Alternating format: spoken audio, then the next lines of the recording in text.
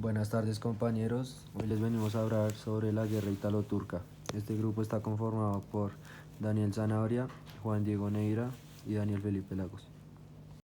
A finales del siglo XIX, Italia se quedó con sabor amargo tras la Conferencia de Berlín.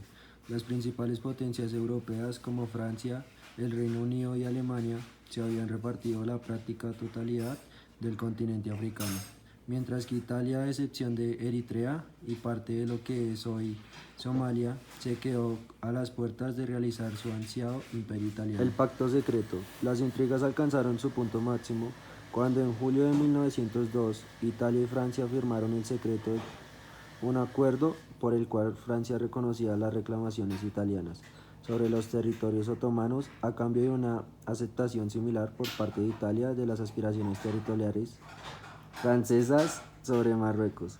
Consecuencias de la guerra italo-turca. Finalmente, la toma de los territorios libios resultó un gasto tremendamente excesivo para las arcas italianas.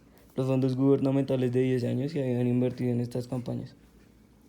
La retirada de los turcos del territorio facilitó la expansión italiana hacia el sur, pero el estallido de la Gran Guerra forzó el regreso de las tropas a Europa, con lo que no pudieron afianzar su dominio.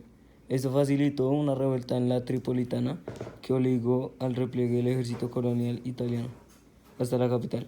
Finalmente, los ejércitos italianos que permanecían en África se refugiaron en Túnez, posesión francesa. Los rebeldes libios, conocidos como sanhuises, recibieron apoyo de las fuerzas otomanas durante estos años de guerra para hostigar a los italianos, llegando a realizar incursiones en Egipto donde atacaron a los británicos. En 1917, Italia reconocía la independencia de Libia, comenzando una época de paz en donde los sanhuises se hicieron aliados de los británicos. Aspiraciones imperialistas de Italia. La joven Italia, que se había convertido en un estado moderno, apenas unas décadas antes tenía el sueño de desarrollar su propio imperio colonial. Por ejemplo, el Reino de Italia había intentado de apoderarse de Túnez tiempo atrás, pero Francia había liquidado sus aspiraciones al obligar a Mohamed al-Sakit, el bey de Túnez, a firmar el Tratado de Bardo. Esto convirtió a Túnez en un protectorado francés de facto. Fin de la guerra. Sin embargo, los turcos no tenían la intención de ceder parte de su imperio y con la ayuda de las tribus beduinas locales, iniciaron una guerra de guerrillas. Por un momento se desató un infierno para las tropas de Caneo, pero cuando un poco más tarde Grecia, Bulgaria, Serbia y Montenegro declararon la guerra al Imperio Otomano, la disputa se resolvió rápidamente y los turcos se vieron obligados a replegarse para responder la amenaza en los Balcanes.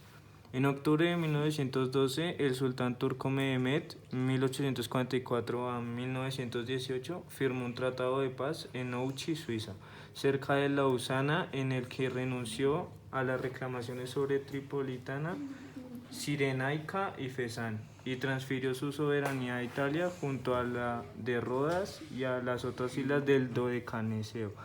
Fue el fin de la guerra italo-turca.